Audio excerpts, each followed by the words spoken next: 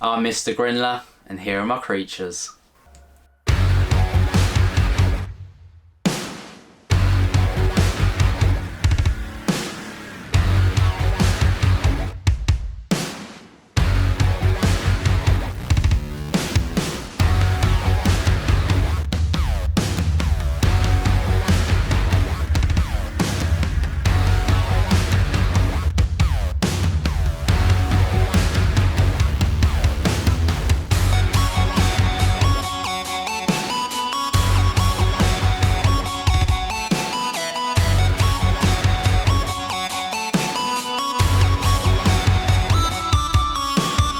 And welcome back to another episode of Mr. Grindlers Creatures, but on today's episode we're going to be rehousing the Ephebopus Murinus. So the E. Murinus as I call it.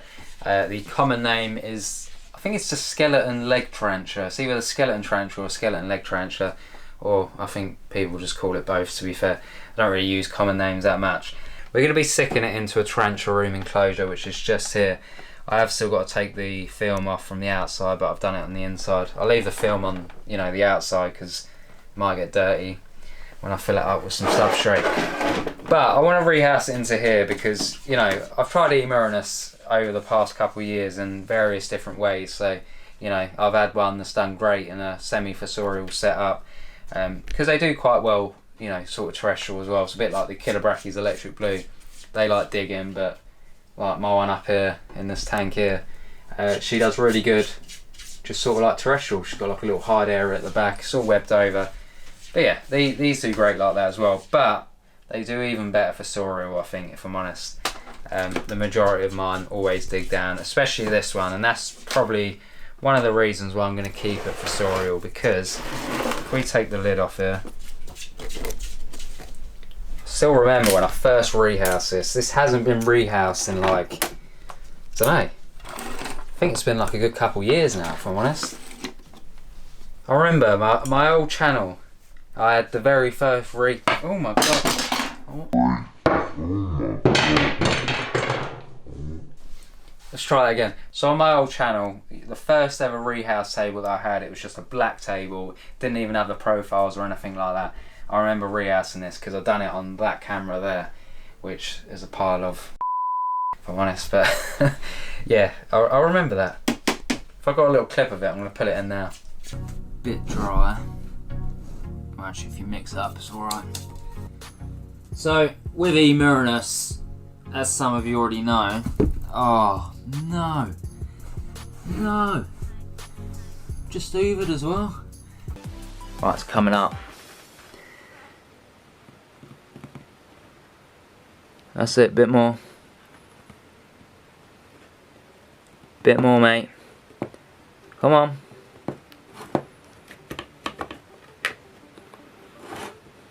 The old footage that I can put up now. But yeah, she has burrowed straight down and she's recently molted as well, and I think I've fed her once since molting. So it's a great opportunity to take her out. I've got 2 little water dishes in her. Double checking she's not under any of this, to be fair. So it doesn't seem to be any under her. Yeah, we should probably start by filling up this tub full of dirt. And to be fair, I normally put it on a little tripod and I do like, you know, some sort of speed up of me building it. But to be fair, I'm just gonna, I don't know, you can just hold the camera and I can talk as I'm chucking it in. So yeah, you just want to fill this up with loads of dirt, if I'm honest.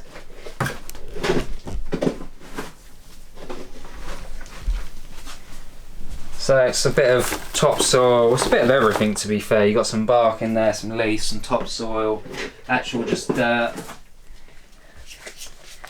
I'm going to need a lot of it to fill this up.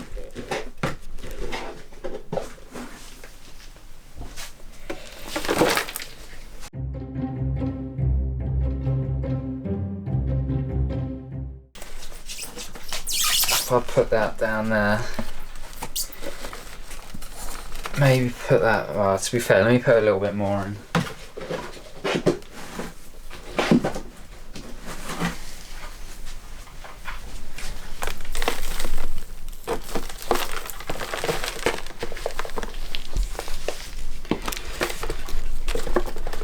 sort of demolished it now. Press down just a little bit.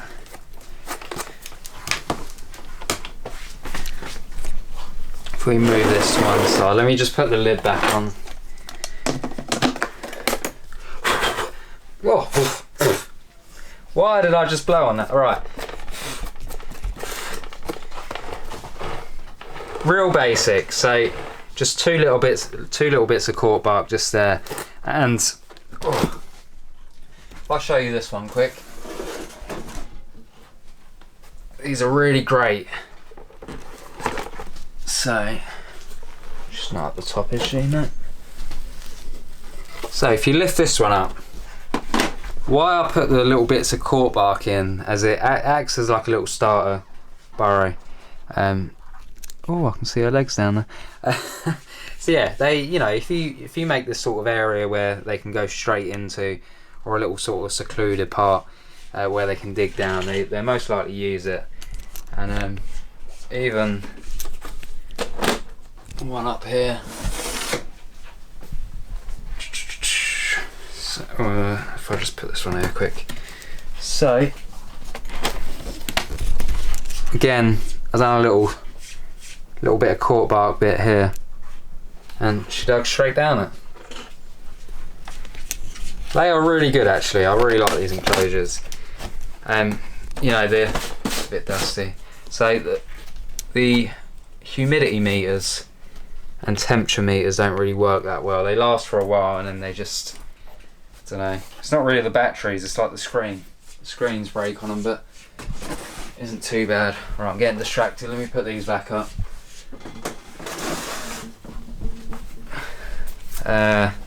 Okay, so yeah, real basic enclosure. We've chucked the water dish in as well.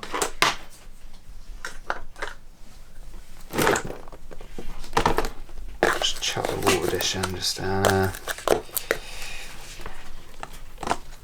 Again, make sure she's not around these webbed up bits.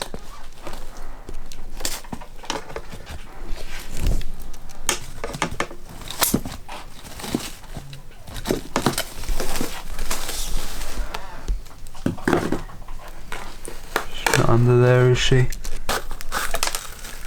At least I've got 2 more water dishes now. Okay, so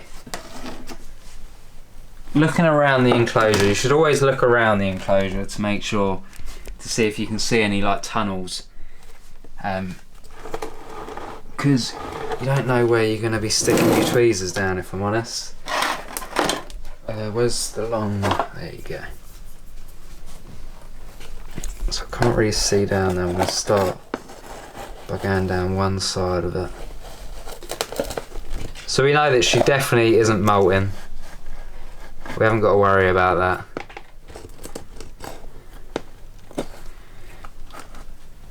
I feel like I'm going to have a tarantula run up for her. Oh, here we go, here we go. So keep going where I'm going. It's your leg. Yeah, legs coming through. It's great. I should remember to set up this camera. Let's go. Right. Yeah, if you hold that quick, thank you. Just because I always forget. Okay, perfect. We got the other camera rolling. I've not forgotten this time. There we go. She's coming through. So I should just be able to rip this whole area up now. Just lift the whole thing up.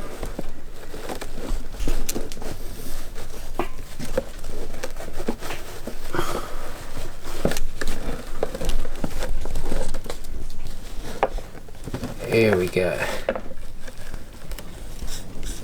Forget the lid.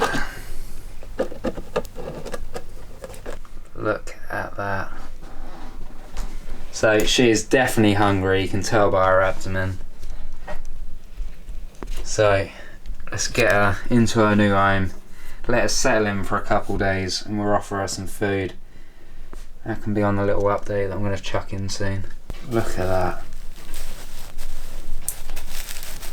Brilliant. I think this is going to be really easy, if I'm honest. It's not going to be hard at all. It's just going to be a simple poke down. You know what, I've never seen these kick urticating hairs from their front either. So that's something new that I would like to see one day. Not by deliberate obviously, but look at that, it's getting into a fretty position.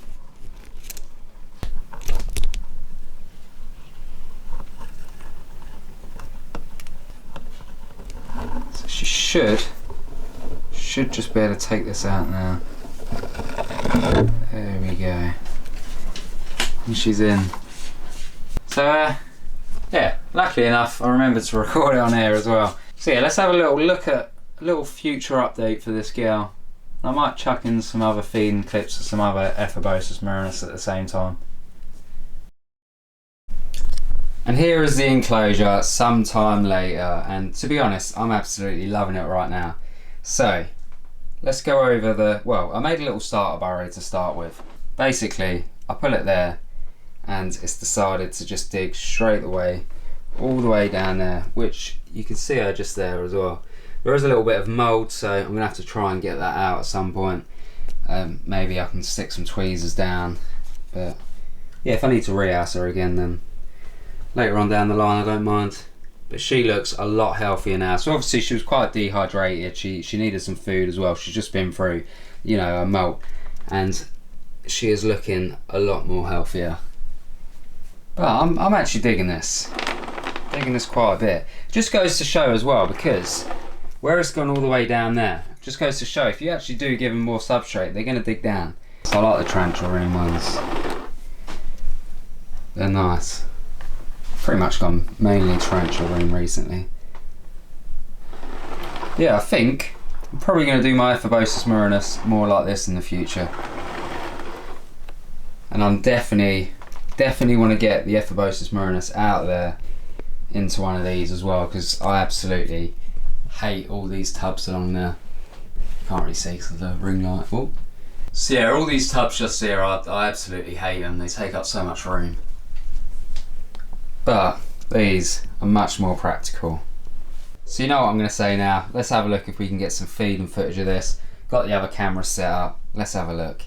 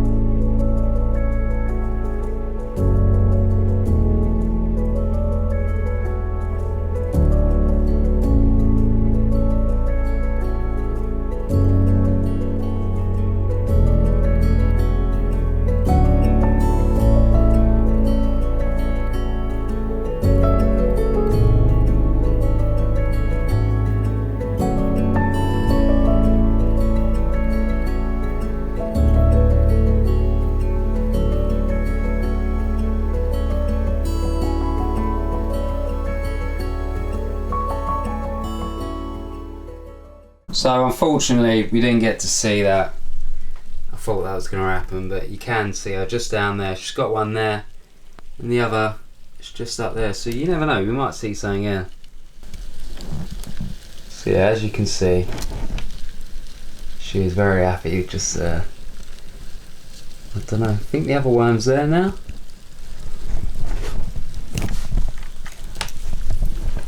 Okay, the other worm's basically just going to fall down soon, so I'm just going to leave the camera here for a second just in case we can indeed actually see anything in a little bit. It would be pretty cool to see.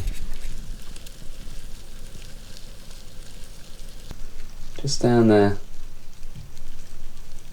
So I can't be bothered to wait until she catches that. She'll get it in the end. So what I'm going to do instead is show you some Ephebopus Murinus feeding clips that I've got backed up on my little memory card somewhere. So yeah, have a look at these.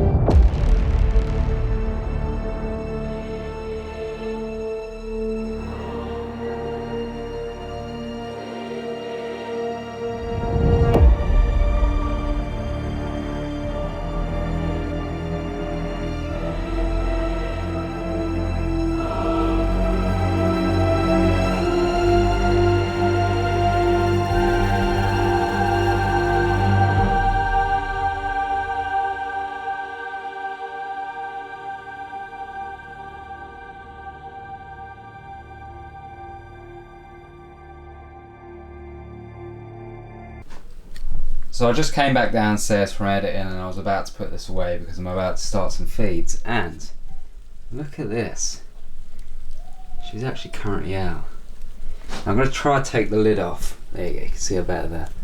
I'm going to try to hold the camera here, take the lid off gently because I don't want to scare her. Oh. No. She's gone. But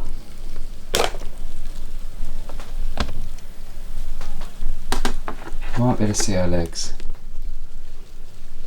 Slightly. Maybe now I could try and put a little bit of food in. Oh. Got something. Could possibly be our third one. And down she goes. Brighten this up a little bit for you. There you go. Well, at least we managed to get her to feed in the end.